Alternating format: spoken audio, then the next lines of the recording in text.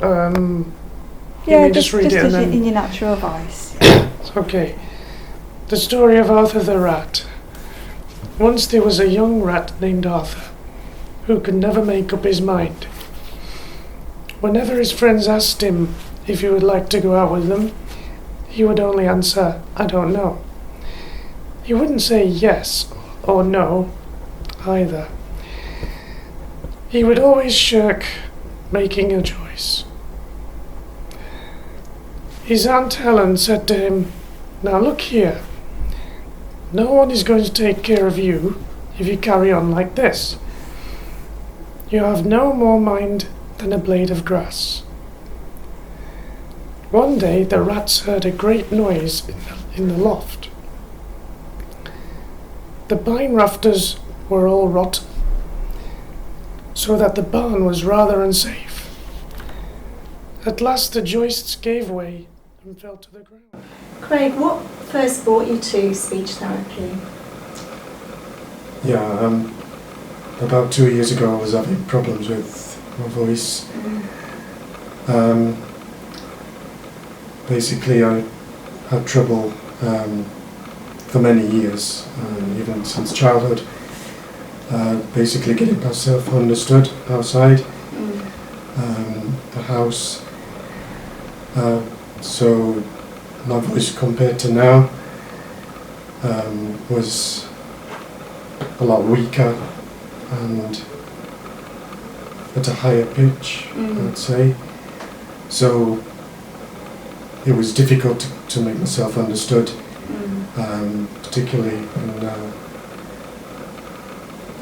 for example, if I went socialising at the pub or club or even in a crowded supermarket, my voice wouldn't actually make it as far as the listener's ears.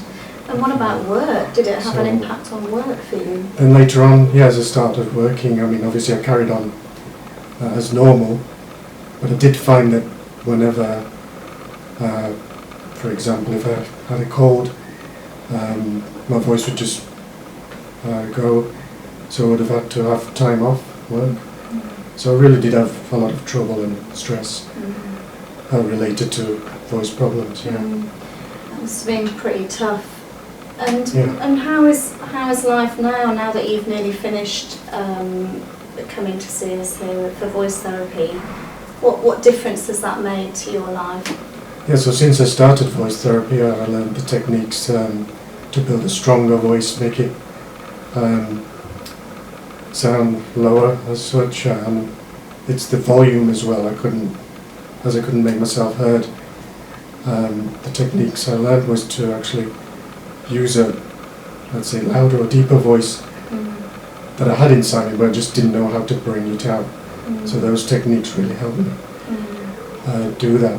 So it almost helped you re-find something, a different voice inside you. That's right, yes. It was a voice I always wanted. And I've learned to bring it out and use it now daily. Great. Do you think of any techniques that have stood out that have really helped you re-find that voice for you? What's been the most? Yeah, the one I remember most that I used to do daily was the voiced sounds, as they're called. I think they're called that anyway. So, for example, you've got the S sound, which is unvoiced, so that'd be like just your simple breathing. So, elongated S, so like a S. Then the voiced version to that would be a Z.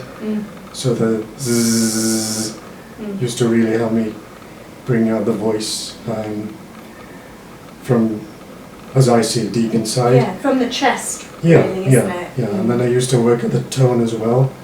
Like I'd be doing the Z at the beginning at a higher pitch in the old voice, let's say. But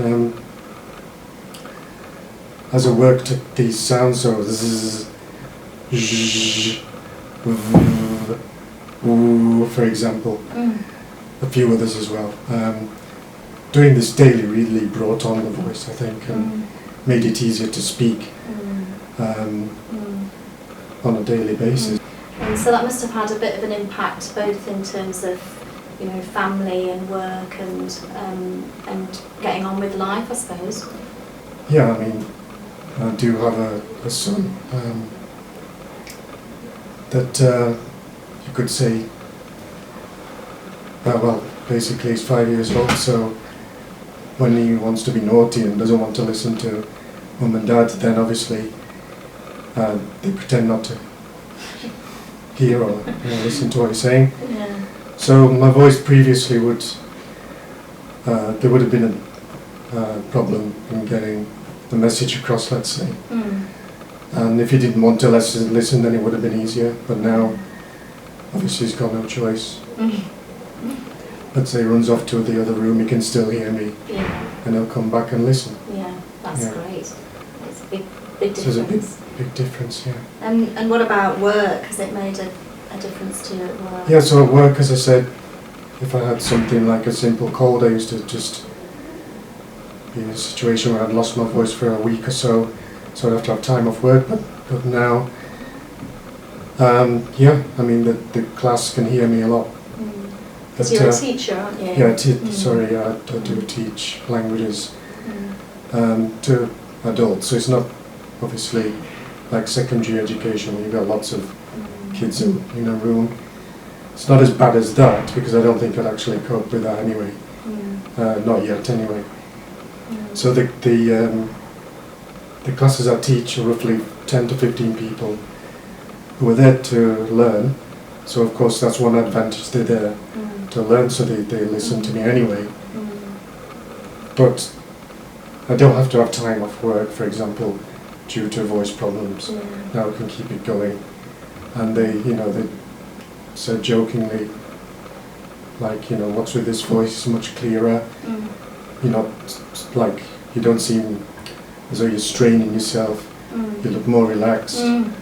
So yeah, it's just been really good that way. That's fantastic. Yeah. Thank you very much. It sounds like it's had a major impact for you. Right, definitely. Thank you.